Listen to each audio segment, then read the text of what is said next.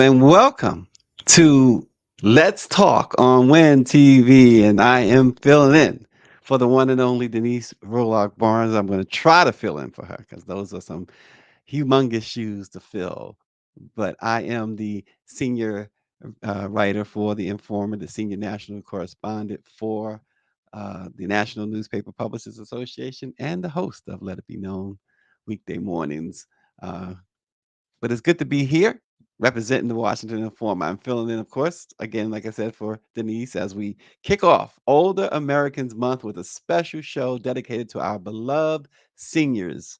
Joining us today are Kathy Pointer, the executive director of Kingdom Care Senior Village in Ward 8, the only senior village east of the river, and Katrina Polk, who is a PhD, the executive director of DC Villages Collaborative. We also have a sponsored segment by the DC Housing Finance Agency, and we will have a discussion with Yolanda McCutcheon, the vice president of public relations at DCHFA, about their Todd A. Lee Scholarship Fund, among other things. But first, here's this week's issue of the Washington Informer, and I hope you picked it up. Your copy, you can pick it up, by now where you can get it, right? The digital edition at www.washingtoninformer.com. And certainly, please make sure to share this broadcast. Hit the share button. It's really simple. Hit like and share as well. And follow us on Facebook, IG, X, formerly known as Twitter, TikTok, Threads, Nextdoor, LinkedIn, and YouTube. Listen, let's talk. Win TV is everywhere. And make sure to subscribe if you do nothing else. Subscribe to our YouTube channel at Washington Informer TV. Again, hit the subscribe button. And I'm sure you will find too that your comments, suggestions, and everything else is more than appreciated. And coming up is our weekly news broadcast, though, with and by Curtis Knowles. Let's check it out. This is Curtis Knowles with Win TV News. The police chief in PG County, Maryland now has the authority to create and enforce additional youth curfew zones under a resolution passed Tuesday by the county council. Under the resolution, business owners throughout the county can request Chief of Police Malik Aziz to create and enforce a curfew for kids under the age of 16, just like the one established last week in the National Harbor by County Executive Angela Alsobrooks. The curfew can begin no earlier than 5 p.m. and last no later than 5 a.m. It would only apply to kids not accompanied by an adult. The resolution takes effect immediately, according to the council, and to apply for a curfew zone, business owners have to meet a certain criteria, such as obtaining a letter of support from the council member who represents the area.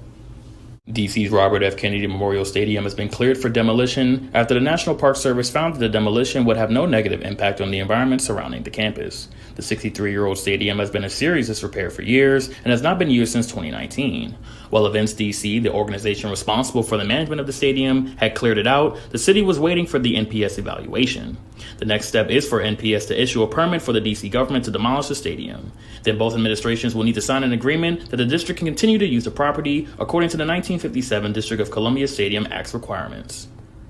The demonstrations at George Washington University have reached a 7-day mark as of May 1st. Students from the University of Maryland, Howard, Georgetown, American, George Mason, and Gallaudet universities have all joined their GWU peers at the encampment. Similar campus protests have sprung up at colleges nationwide in the midst of the ongoing humanitarian catastrophe in Gaza. The Student Coalition also has specific demands focused on their schools' administrations. Protesters want the universities to divest from Israel and companies to support its government and military, disclose all endowments and investments, protect pro-Palestinian speech on campus, and end academic program partnerships with Israel.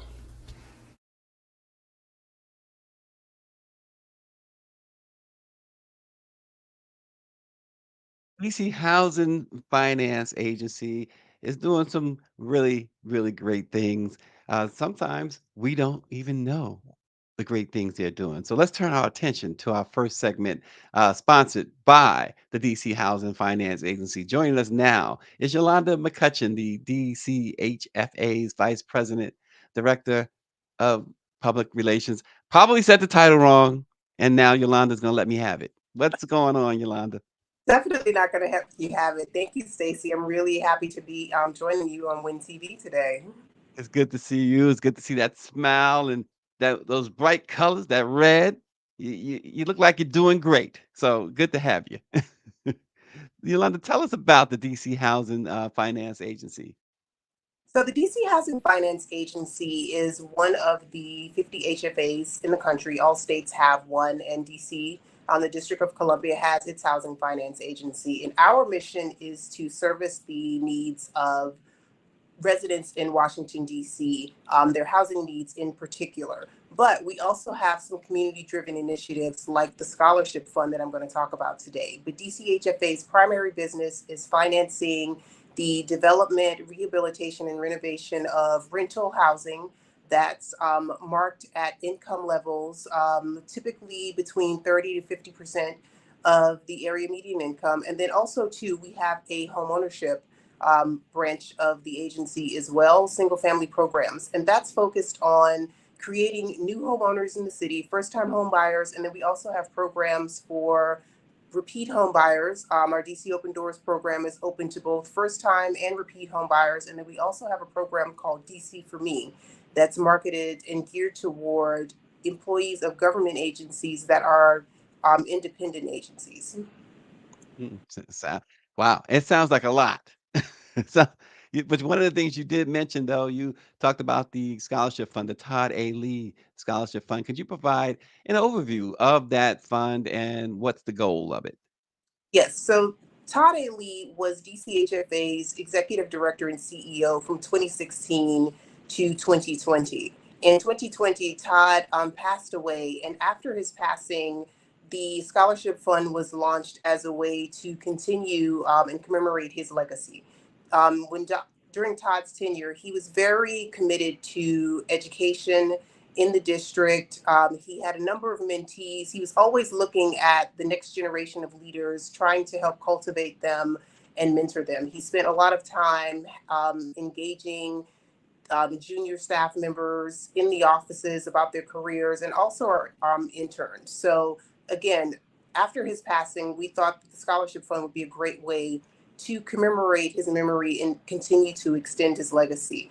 And the scholarship is for residents of DC or students who they have graduated from high school in DC, but a lot of the times when you go to school out of state, you may change your residency because it may be more beneficial for you in terms of tuition.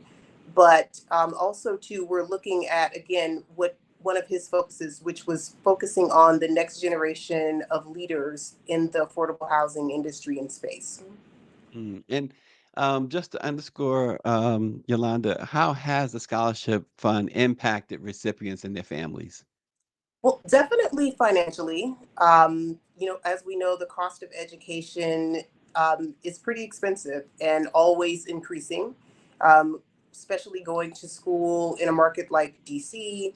It's benefited the students financially, but also in other ways with helping them to build their networks within the affordable housing industry. We don't simply just dispense the scholarship checks. We are helping to create a network with these students and cultivate what we call the Todd A. Lee Scholars. The scholars they have access to all of the employees and the board members at DCHFA in their areas of expertise in our multifamily division, the single family division, finance and communications.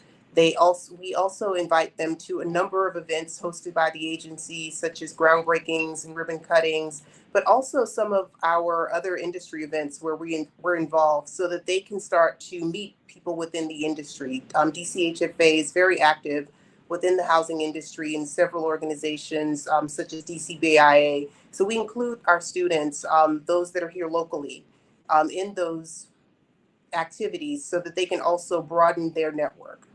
Hmm. Yeah, I like that. And if you don't mind, just expand on that just a little bit. Why that part, broadening their, their connectivity, the outreach, everything. Why is that important? It's important because, of course, you're learning in the classroom, but a lot of the learning and how to navigate within companies happens through relationships and one-on-one experiences. It's a way to transfer what you're learning in the classroom into real life, into the real world, and also just to learn what opportunities are out there. A lot of the times you may discover a career interest or a passion once you've been exposed to it, but without the exposure, that doesn't take place. And the housing industry and affordable housing industry, it's large, and there are a number of ways to be an active participant. And by networking and meeting people that are actively in the industry, our students are getting a chance to learn what all of those opportunities are. Yeah, because it's not always just about what you know, but it's also who you know, right? Somehow we had this conversation. Misha Green, the managing editor of the Washington Informer, and of course Denise, the publisher, Denise Rolock Barnes. I think we had this conversation recently about what you know and who you know, which is more, uh, which is more important. But you got to have both. So, but what are the eligibility criteria for students applying for the scholarships? So, first and foremost, being a DC resident or a former DC resident who graduated from high school in DC. The scholarship is open to undergraduate and graduate students. So if you are an undergraduate student, you have to have completed your sophomore year before you can apply. With graduate students, you can be in your first year of graduate school. And then because we are focusing on the housing industry and we're the housing finance agency, we are targeting people that are majoring in real estate, which typically is only found at the graduate school level, but Mm. finance majors, business majors are also eligible to apply as well. And sometimes these concentrations have different titles at different universities. So we tried to make it expansive so that people looking at the eligibility requirements don't rule themselves out. So Mm. those are, the basic core requirements. And the application process, the selection process, the how does that process work for the fund? So the application process, there are two letters of recommendation that are required with the application submission. The application is submitted through DCHFA's website, dchfa.org, where you will find a page on the Todd A. Lee Scholarship with all of the guidelines there. And that's also where the application portal is housed. So once a student completes the application, submits it, they share the information. The recommendation letters are submitted separately. Um, those are uploaded. All of the scholarship materials are submitted. A transcript is also required as well. There is a committee within the agency that reviews all of the applications to determine if students have met the requirements. And once that has been determined, they're notified that they will be awarded the scholarship at that point. And then my team, the communications and public relations team, will then do a public announcement of all of the scholarship awardees. Nice, nice. And I'm sure you and all of the leaders at the DC Housing Finance Agency, you it's not just about giving out the scholarships, but to look into or to find out how it worked out for the particular students. Is there a success story or maybe a couple um, from recipients that you could share? Yes, we definitely have success stories, and we're always so excited to hear from our students. And we make a concerted effort to reach out to them, and that's another reason why we invite them to participate in activities so that we can stay in touch with them. But we've had students that were Todd A. Lee scholars that are currently now working in the industry. We have a student at DHCD, the Department of Housing and Community Development, a former student, initially went to DIMPED after graduating Georgetown. He's now working at a development firm, Dante's Partners. We have another student at Blue Sky Construction. One of our students was recently promoted to Director of Multifamily for Volunteers of America. So in our short 4-year period, our students are already entering the industry and making their mark. Wow. Um, Now you mentioned the short 4-year period. We know what happened throughout the world about 4 years ago, the pandemic. How did that affect the scholarship program and its fundraising efforts? Well, we actually launched during the pandemic because Todd passed away in 2020. Mhm. So right before he passed away in January, so it's right before the pandemic was officially declared, a month or two later. So I feel like because the world was still, it helped us to disseminate information about the scholarship. And we were able to do our first launch and award our first scholarship class all within 2020. People were not as active in moving around as much. And then also to our industry friends and partners, we all had just experienced the loss of our former friend and colleague as well. And the scholarship is funded by the agency. Nice. And how can individuals and organizations support or contribute to the Todd Lee Scholarship Fund? So the way that individuals can help us with the scholarship fund is awareness, spreading the word about the scholarship fund. Although we've had several, this is going to be our fourth round of giving scholarships. We want to give even more scholarships. We want Mhm. many students to know about this as possible. So even if students don't hear about it, you may know a student that meets these qualifications in your family or in your office, in your church, in any type of organization. So the way that's one of the ways that people can help us and support the scholarship, because we want as many students to become aware of this. Even if you're in your first year of college, you know, bookmark this as something to be aware of, because we launch the scholarship every year in April, and this year's deadline is May 31st. Another way to support the scholarship is when you do know of someone that's applying, help them with a recommendation letter, because they need recommendation letters of support as well. Hmm. And it sounds like there are some further plans and goals that you guys have for the scholarship fund. Can you just clue us in on maybe one or two of those? Yes, definitely the primary goal is to award more scholarships, continue to grow our network of scholars, because the scholars that were in that first group, as I mentioned, they're doing well, they're rising within the ranks. So we would love to see the point where those scholars are in a position where they are hiring interns from the scholarship pool. Nice. And how important is it? We've been talking this morning, Yolanda McCutcheon, the DC Housing and Finance Agency. How important is it for organizations like DC Housing Finance Agency to support educational opportunities for students in the community? It's extremely important. The Housing Finance Agency, housing is in our name. That's our mission. We are focused on the housing needs and goals for our residents in the city. But just like housing, education is foundational. It provides stability, it's the door to opportunity. It can be life changing, just like home ownership. So we see them as being hand in hand in the advancement of our residents.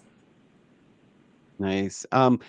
And is there anything, Yolanda, that perhaps we have not covered that you want to make sure that folks know, not just about the scholarship, certainly about the scholarship, but about DC Housing Finance Agency? Well, the Housing Finance Agency, again, is there to service the housing needs of the district's residents. We have a number of programs for homeownership, all available on our website. The DC Open Doors program has been around for 10 years, celebrated the 10th year anniversary last year. This is actually DCHFA's 45th year of service here in the district.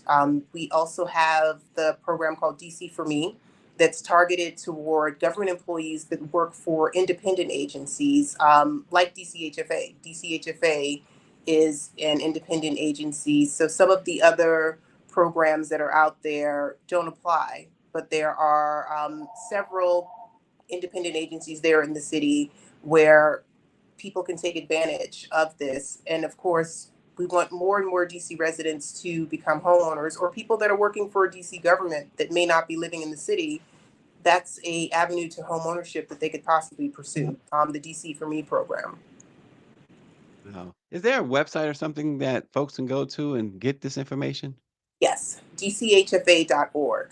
So for the homeownership programs, the dchfa.org, there's a homeownership tab. You can find program information for DC Open Doors and DC for Me located there. We have an events calendar also available that tells you about homeownership events where you can learn more in depth about these programs in the city. Next month is June, and June is National Homeownership Month. So the agency will be sponsoring several events that we hopefully will come back and share more information on those as we're putting those events together. And then, of course, the information for the Todd A. Lee Scholarship is on our website. It's located in the About tab. There's a scholarship page there. There's also a page on a tribute to Todd Lee just to learn more about his life and legacy here in DC. And also there we have a scroll on the homepage that lists upcoming events, and the scholarship deadline is there as a reminder, and it's also a direct link to the scholarship application. Wow. Well, chock full of information is Yolanda McCutcheon as she brings it to us today on Win TV. Let's talk. We appreciate from the DC Housing Finance Agency. Thanks for joining us, and you make sure that you continue to have a great day and an even better weekend. We'll see you again soon. Thank you, Stacey. Thank you. Well, Kathy Pointer is the executive director of the Kingdom Care Senior Village, and Katrina Polk, Dr. Katrina Polk, is the executive director of DC Villages Collaborative. We're going to now bring on Kathy Pointer and Dr. Polk. Welcome to Let's Talk. How are you? You're smiling, and I think Dr. Polk is being a little shy because I don't see a picture. I see a You name. guys got lost. Here I am. I mean, I didn't think she was shy. Kathy, she's not shy, is she, Kathy? She's not shy by any means, no. We cannot have Dr. Polk pretending to be shy coming on here with a camera off. That is just unacceptable. Hey, absolutely. I apologize. Give me another chance. Thank you for joining. Really appreciate it. We'll start with you, Dr. Polk, and we'll see if we can shred you of that shy tag that we now slapped on you. We'll start with you. Can you tell us about the DC Villages Collaborative and the work you do to support seniors in our beloved community?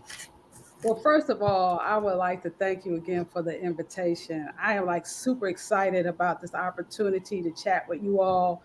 And I'm in good company with this dynamic woman, visionary, Reverend Pointer. And we're definitely ready to kick off Older Americans Month with the Washington Informer. But to jump right into your question, as we're celebrating Older Americans Month and the theme of Powered by Connection, Stacey, it's important to understand the work of DC Villages and the 13 villages it represents. These villages play a critical role in fostering connections, independence, and aging in place, while also combating isolation and loneliness among seniors. They provide supportive services and programs that promote a sense of belonging, the development of meaningful relationships, and strong connections, all which contribute to health and well-being. Through this work, unmet service demands for seniors are addressed in their community, allowing them to remain in their neighborhoods as they age independently. So basically, we fill the gaps for the DC Senior Service Network. We have villages established in every ward with the exception of 7. And for those who are wondering what DC Village is, it is a collaboration of the 13 villages in the district. And we collectively deliver community-based, and I would say more customized neighborhood services and programs, mostly through volunteerism to assist seniors who wish to age in place. And as for me, I'm a knock on, we'll be leading the coordination efforts and shared initiatives between these awesome community-focused, service-oriented organizations. So, Reverend Pointer, did I get it all? I think you got it all. Okay. She got it all. But before we get to Reverend Porter, Pointer. Let me go back for a second. You said everywhere except Ward 7. Are there any plans for Ward 7? Oh yeah, so I'm gonna let Kathy. I don't want to spoil her presentation. So we have we have an initiative that is touching people now through faith-based institutions, which are like the anchor institution, especially in people of color's in our neighborhoods. But we also are talking to churches, and hopefully we'll get them in the fold, and they will develop into villages. And one is east of the river, Ward 7, and one is on the other side. So hopefully they'll come online soon. Yeah, awesome. And Kathy Pointer, please tell us a little bit about Kingdom Care Senior Village and the services that you guys provide for seniors in Ward 8. Great. So thank you so much. As Dr. Katz said, we're one of the 13 villages in the district. We are the only one east of the Anacostia River in Ward 8. We are we're just turning 7 years old. So we have been really, really grateful to be a part of this network. As Dr. Katz said too, the purpose of a village is to help seniors age in place. That is to give them the resources that they need to help them to stay in their homes as long as reasonably possible. And we do that through a number of things, certainly through referrals to organizations that can provide more grander services than we're able to, but also through connectivity activities, through just connections, supporting seniors, bringing them together for all types of activities. And I like to look at the village as one of we're a part of the greater network of providers in the city that services seniors, giving seniors an option. Seniors like choices, and the village gives them the choice to connect as they see fit to connect. So a lot of recreational activities, leisure activities, workshops and trainings, and all types of things to just help them get the support that they need to stay in place. Our particular mission is to improve the daily lives of senior adults, assisting them to age in place through connectivity, companionship, and community. And those three words are so, so important, that we want to connect them, give them companionship, and help them again remain in their communities. So it takes a village, they say, to raise a child, but it also apparently takes a village to take care of our senior population. Absolutely. All of us doing that work, because it's so important, again, that we don't uproot them from where they may have been 30, 40 years, but to help them again to stay in their homes, in their communities as long as possible. Yeah, and our previous guest asked about the COVID pandemic. I'm going to throw that question to both of you about the COVID pandemic, how it affected the senior population in the wards and the communities that you serve, and how have you adapted your services to meet their needs? And Dr. Polk, you can lead that one, and then we'll go to Dr. Pointer. Well, I could just talk about overall in terms of senior communities and the services that were being provided post COVID. So when COVID came in, we had to pivot. A lot of seniors, there were gaps in terms of technology and a digital divide, and bringing seniors up to speed to make sure that they didn't succumb to social isolation was critical, and making sure that whatever their daily needs were still being met. So I think we learned a lot during that time, Kathy. I think it was just it was a learning curve.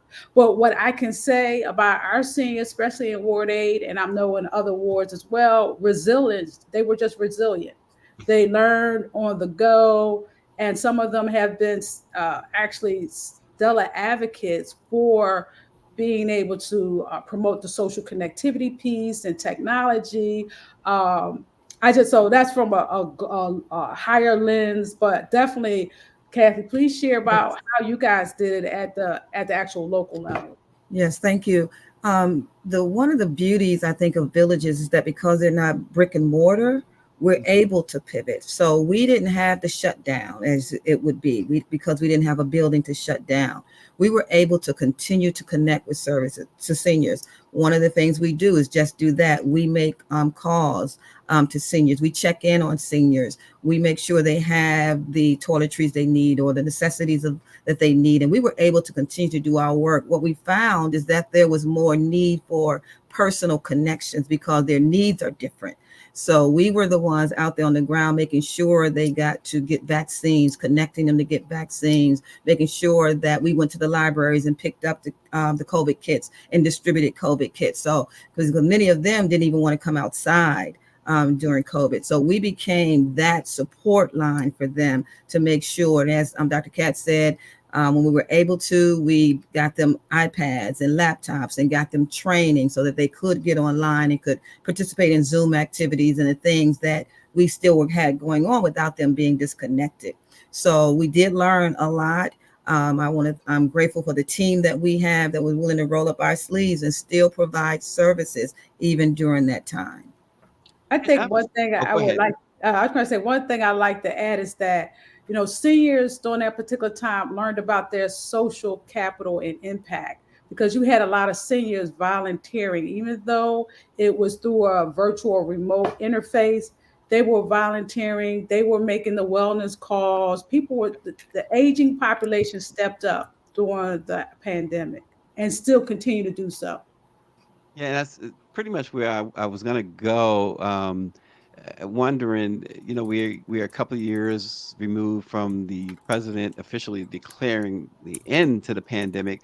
How did the seniors at this point, when you look back and you look at the overall picture, how have they come through this? Or how have they been since? Because as I heard one of you say, nobody wanted to go outside, which was understandable, and some some people you run into today, they still have that in them that they still don't trust going out. They still don't trust a lot of certain things. How have they come through this from a mental health standpoint? How are they today if you had to assess overall?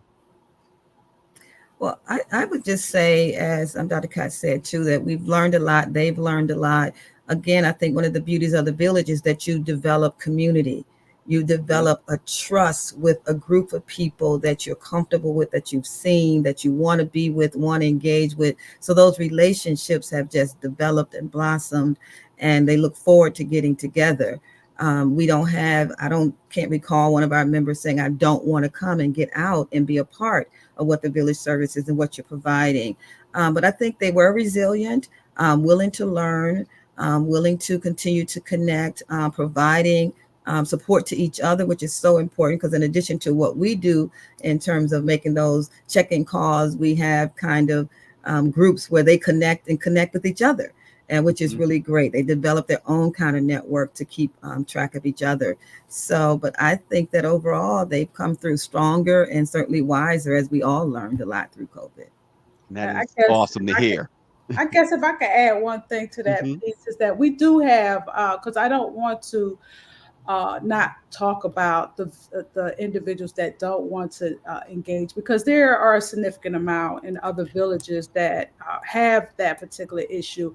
And we're now, just thinking about how we incentivize, I say, make an offer they can't refuse to be able to reconnect and enjoy, right? So I learned that today from a woman that runs the Georgetown Village.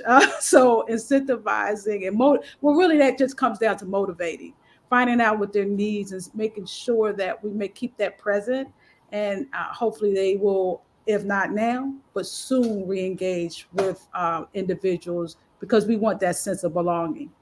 Well, Dr. Polk, it's good to know that you learned that phrase at Georgetown, or someone from Georgetown. I learned it from someone from The Godfather. So did I. But I didn't want to use that context. I don't want no trouble. See, Dr. Pointer, she said she don't want no trouble. Now she's going back to her shyness. Right. But what are some of the biggest challenges today that you find that face seniors, particularly in Ward 8, and how are you working to address them?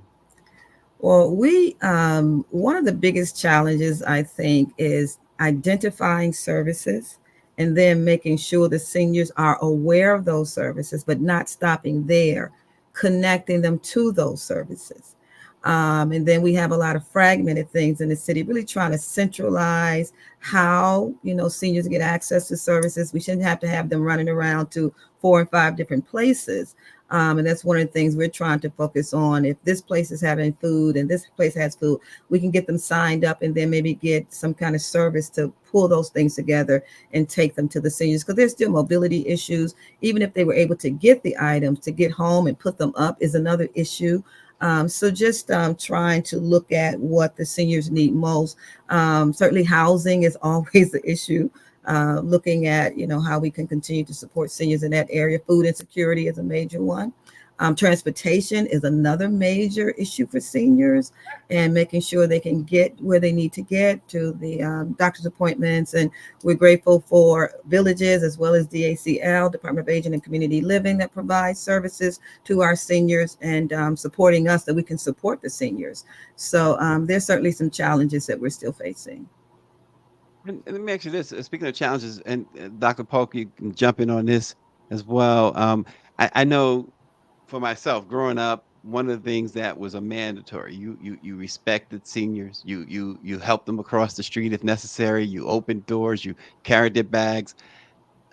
Are we seeing either an erosion of, or maybe a resurgence of that type of community care from the younger ones? What are we seeing from the younger ones? In other words, are they paying that type of homage or tribute to our seniors as much as they could? Or, I mean, do we see a need for an improvement? I mean, how's that working out?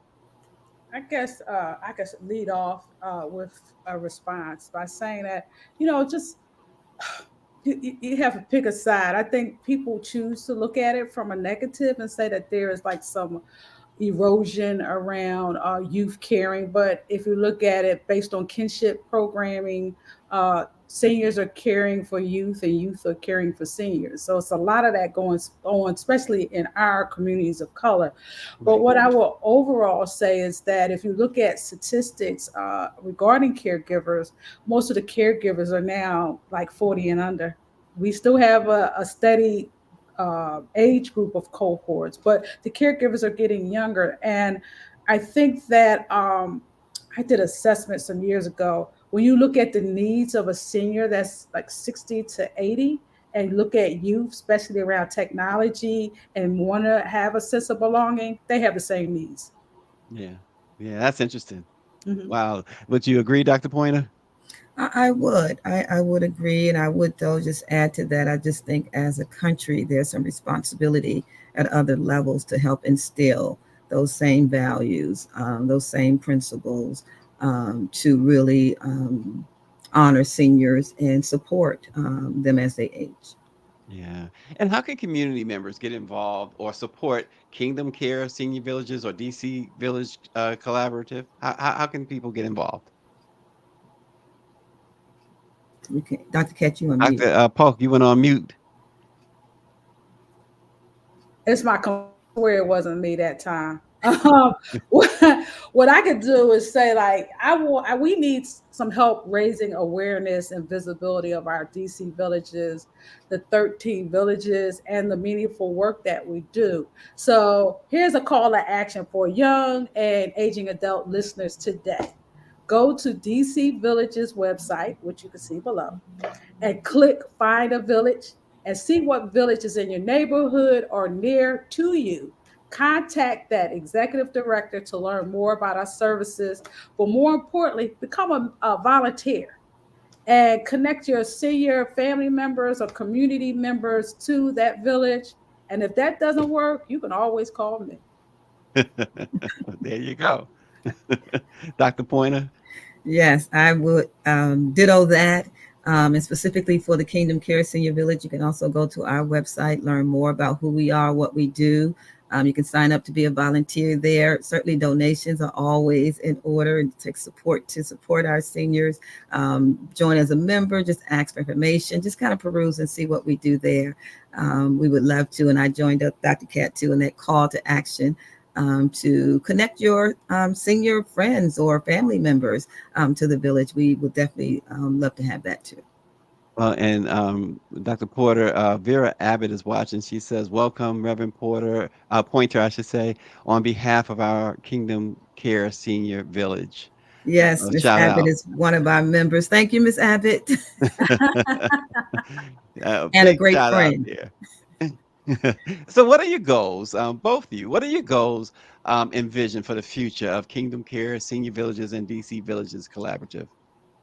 So I guess for DC Villages, we want every senior, DC senior, to have connection to services, programs, and people in their neighborhoods, their communities. And we don't want these individuals to age alone, feeling displaced in their neighborhoods. So we're looking to increase that sense of belongingness and focus on, as the theme for this month's Older Americans Month is powered by connection. We want them to continue to grow older and thrive. And that means DC Villages and the 13 villages want and will expand services to every neighborhood in this great city called DC. And Reverend Pointer can tell you one of the initiatives that we're doing to try to make that happen. Yes. Yes, we just, as Dr. Katz said, we just really want to reach out to seniors and let them know that we do care and there's a place that they can come and provide and receive support. The initiative she's talking about, we partner with about 8 or 9 churches across the city and other wards, and we're really just trying to push out village-like services to those communities, not full-fledged villages because that takes a lot of time and resources, but we do want to make sure that they know that there are some resources in their areas and hopefully connect them to a village.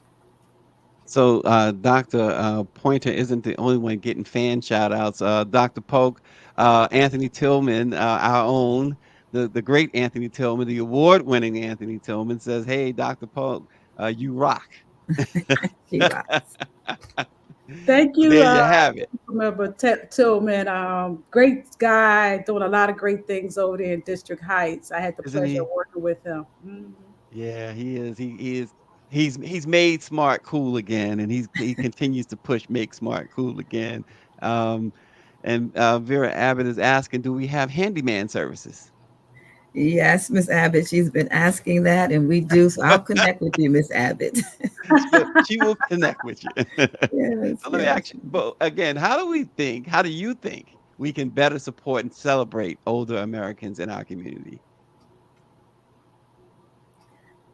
I can start. I think just being there and acknowledging. I tell seniors all the time, where they are and at their age, they deserve it. They've earned the right to services and support. And I think as a city, I think we actually do a great job of providing various services and organizations that can help and connect. And from the village standpoint, is just to be there to support them, whatever those needs are, find a way to meet those needs. We realize oftentimes we cannot do it ourselves. We're not social workers or doctors, but we can connect to other organizations who can provide the services. And that's what we want to be too, is to be a great resource that seniors can get the support that they need so they can age in place. And Dr. Polk? I have no follow up for that. He was She very said it all. Yes, absolutely. Glenn Williams says Glenn is on. Okay, so how can we work together to ensure that all seniors have access to the resources and support they need to thrive? Do you want me to go back through my call to action again? Call to action. Go ahead. Call to action. So I will say one more time. Go to DC Village's website and click Find a Village and see what village is in your neighborhood and near you. Contact the executive director, see how you can become more engaged, or refer a senior to that executive director. And if that doesn't work, contact me. But more importantly, I guess I want to leave the message of seniors matter. And we need to really focus on the theme, which is powered by connections. We can't do anything if we don't come together and unify and make these type of connections for seniors. So use us as that resource. So, so that's all I can say. But Yeah. Kathy, I'm quite sure you have something to add. No, I would just support that we just want to make sure every senior is connected on the level that they want to be and receive the services that they need to age in place. Yeah, Kelly Topaz says, shout out to our villages. Thank you. So it is so important that we do shout out to the villages. That we do continue to look after our older population. And before I let you go, what is often what you say is often overlooked when it comes to our great seniors, our older population? What's often overlooked? What would you say? Wisdom and skills and understanding. I think that was so I've been a gerontologist for over 30 years, but I also was fortunate to have a great grandmother in the home. And I could tell you today, and I shared with this path to Kathy earlier, is that my grandmother didn't tell me nothing that was wrong. If I sit back and refer to like certain points of my life and the information that she's given to me. And I think that we have somehow singers have become isolated and they believe that they are devalued in a sense. So we want to bring dignity back to them, right? So I believe that is one of the things that we can do, appreciate them more because they've worked long enough and they've seen, my grandma said, there's nothing new under the sun. So they've done it. Yeah. Once I turned 50, I'm in my mid 50s now. Once I turned 50, the moment I turned 50, I was so proud to get an AARP card. It was like the biggest gift I'd ever gotten. I was because and I say that, Dr. Pointer, to say this, that we younger generations should only be fortunate enough to become amongst the older population, right? Yes. And oftentimes I think we don't view it that way. Tracy Michelle says she loves this, but oftentimes we don't see or when we're younger anyway, we fail to recognize just how special it is to join that older population. Absolutely. You're right. I was like you, Stacy. When I got my AARP card, I ran out to Denny's and got my free breakfast first. 100%. And then 100%. My 25-cent coffee at McDonald's. No, absolutely. So I'm with you. I'm mid 52, and I feel it's a privilege. It is a privilege. Absolutely. That I can even wake up and still be mobile, and more importantly, give back to this population. So definitely. Yeah, and I agree 100% with Sandra Williams Funches. I guess is how you pronounce it. You guys, you do good work. This is good work. And anytime we're talking about our older population, and someone or individuals like you two who are so dedicated to our older population, you deserve all the attention that we can possibly give you, because we don't want your work to go unnoticed. So that's, I'm sure, why Chevry and Denise made sure to have you on Let's Talk today. We appreciate both of you. And before we close, I'm going to give each of you a chance to give a closing statement that perhaps we haven't covered that you want folks to understand or know. And we'll start with you, Dr. Pointer. Again, we've kind of talked about it, but seniors bring so much value to our lives, and we want them to know how much we appreciate that.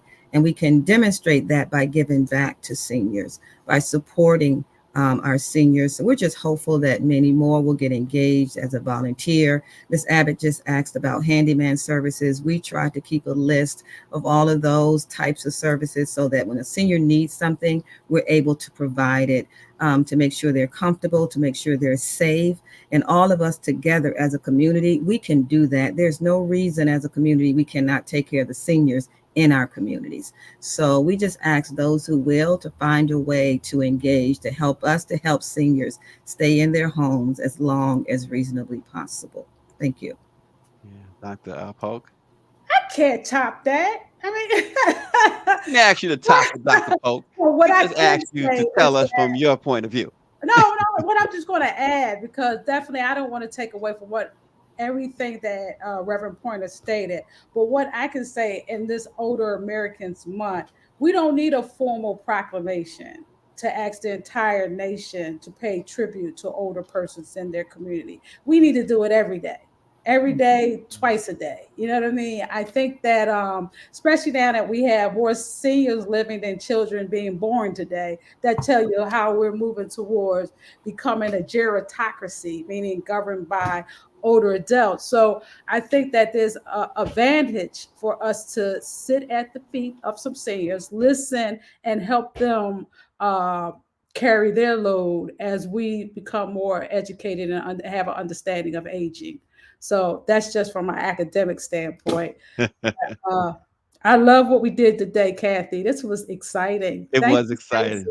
exciting. Dr. Katrina Polk, and of course, Dr. Pointer, we really, really appreciate you both for joining Win TV's Let's Talk today. Great, great information and lots of fun too. You made it fun, so we thank you. And folks, this is it's so important to have organizations like these two supporting our seniors, and do what you can. Reach out to them. They've made themselves available. They're right here on Win TV, but they're also giving you their website address and locations. You know where to find them. Go help out however you can. And we thank you so much for joining us today. Everyone, have a fantastic Thank you. weekend, and pick up the Washington Informer because there's about 250 Black-owned newspapers and media companies in America. But I tell you, there is none better than the one right here in the nation's capital, the Washington Informer. So pick up the Informer and read it online, www.washingtoninformer.com. And Denise will be back next week, and we will see you along the way. Thanks for watching.